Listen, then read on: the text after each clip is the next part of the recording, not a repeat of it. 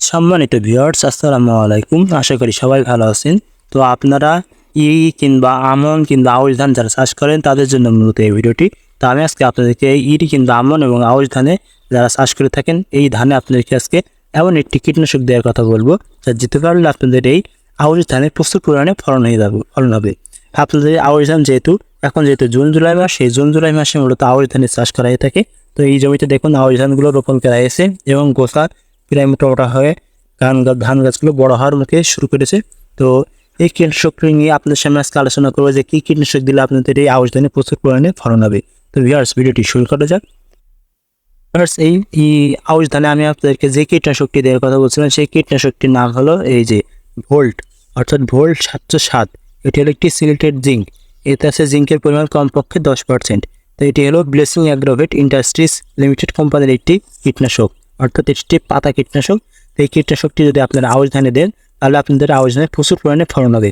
তো এই কীটনাশকটির গুণাগুণ এবং কী হারে দিতে হবে সেটি আপনাদেরকে আজকে জানিয়ে দিচ্ছি যে এটি মূলত ধান গাছে দিলে কী উপকারিতা আপনারা পাবেন।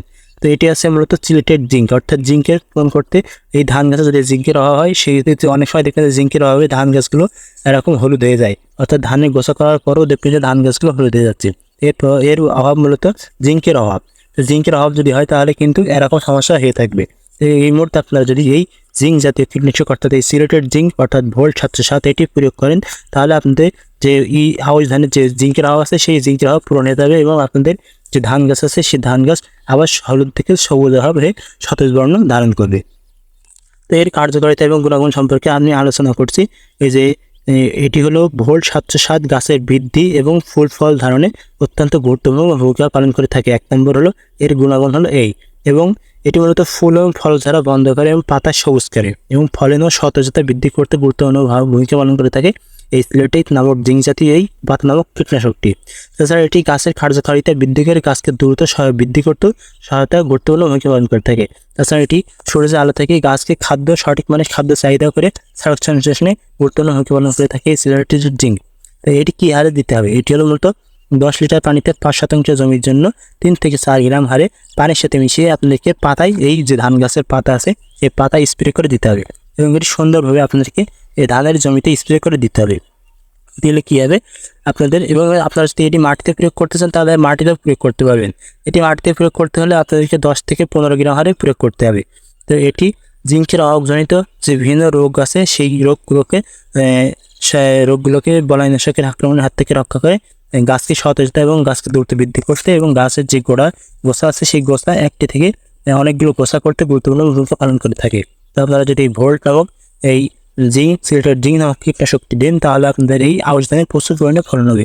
এটি শুধু আউশ ধানেই নয়, আপনারা আমন, এইসব ধানে প্রয়োগ করতে পারেন।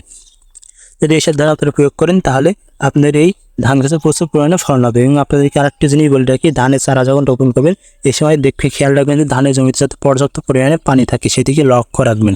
এবং আপনাদের এই ধানের জমিতে এরকম শুকিয়ে যাওয়ার পরেও দেখুন এই ধানের জমিটা কিন্তু কাদামুক্ত অবস্থায়, কাদামুক্ত থাকলে কোনো সমস্যা নেই। এই কাদামুক্ত অবস্থা থাকা অবস্থায় আপনারা এই ধানের জমিতে সিলেটেড নামক জিঙ্ক কীটনাশকটি আপনারা স্প্রে করে দেবেন তাহলে আপনার ধান গাছের প্রচুর পরিমাণে ফলন হবে এবং আপনাদের ধানে অনায়াসে এটি ব্যবহার করতে পারেন। এটি আবারও বলে দিচ্ছি, এটি হলো ব্লেসিং অ্যাগ্রোভেট ইন্ডাস্ট্রিজ লিমিটেড কোম্পানির একটি কীটনাশক। তো এটি আপনারা ব্যবহার করতে পারেন। আজকে আল্লাহ হাফেজ, দেখা হচ্ছে পরবর্তী ভিডিওতে। ধন্যবাদ সবাইকে।